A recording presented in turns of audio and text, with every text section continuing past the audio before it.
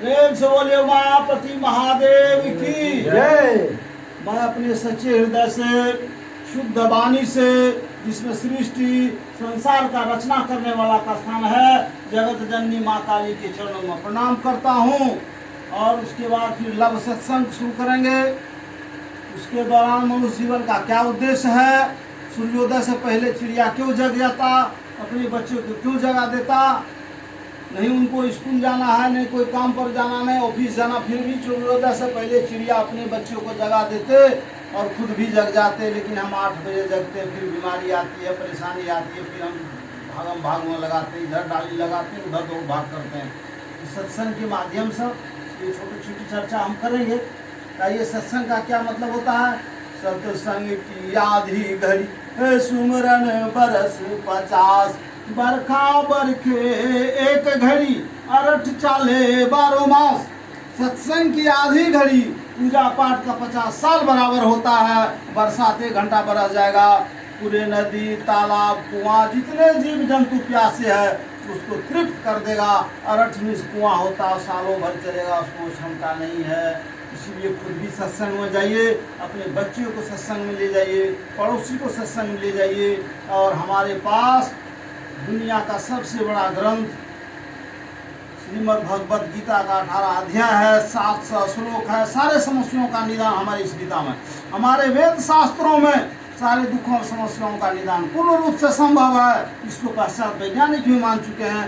लेकिन हमारे सनातन धर्म के युवा वर्ग बोलते हैं धर्मशास्त्र धर्म वालों के लिए है, मुझे क्या लेना देना है। आज सबसे ज्यादा हताश उदास निराश है तो सनातन धर्म के युवा वर्ग तरह तरह के नशों का शिकार हो रहा है, आत्महत्या करने के लिए भाग रहे हैं। कारण क्या है? अभिभावक को ध्यान देना होगा। आपके पास जो प्रमाणिक ग्रंथ है गीता, यदि वो गीता पढ़ लेता, आप एक बार 18 अध्याय पढ़ा देते तो इतना मजबूत हो जाएगा, आत्महत्या नहीं करेगा। फिर अपने राष्ट्र के प्रति क्या जिम्मेवारी है उसका निर्वाह करेगा।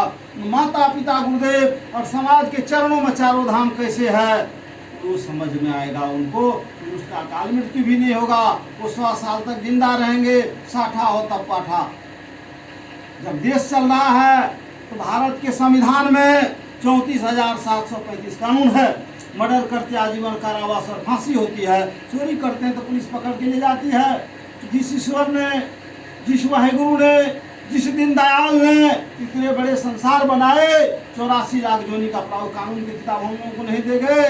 लेकिन हम लोगों के घर में सिनेमा धारावाहिक घुस गया, उसके आधार हम चल रहे हैं। बोले बालकृष्ण कन्हैया लाल की जय। जो मालिक, छोटा सा उदाहरण, जो मालिक नाभि के द्वारा, साइंस और शास्त्र दोनों कहता है, माँ के गर्भ से निकलते, माँ के गर्भ में 5वें महीना से नाभि के द्वारा वो भोजन देते, वो पौष्टिक आहार देते हैं।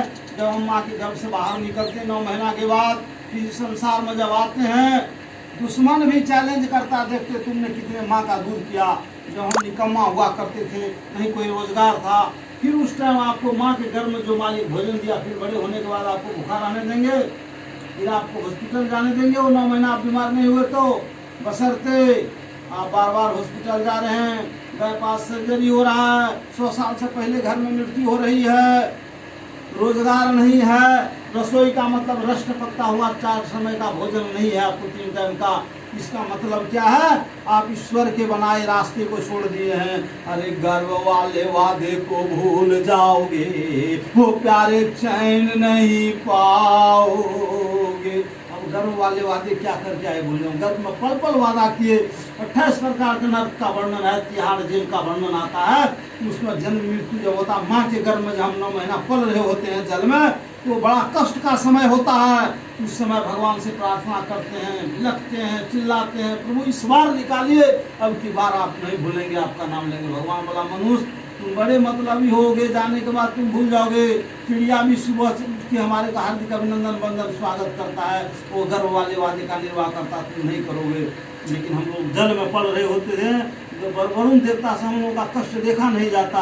बोला प्रभु इसको निकाल दी, इस बार कष्ट से कभी आपका नाम ले या न ले, मैं विटनेस बनता हूँ, इसका गवाही बनता हूँ। मैं आपसे प्रोमिस करता, जब मेरे संपर्क में आएगा इनको आपका नाम लिवा के छोड़ूंगा। जो मालिक की तब हम स्नान जब करने लगते हैं हर हर हर महादेव हर हर गंगे करते हैं, वो वरुण देवता बुलवाता है।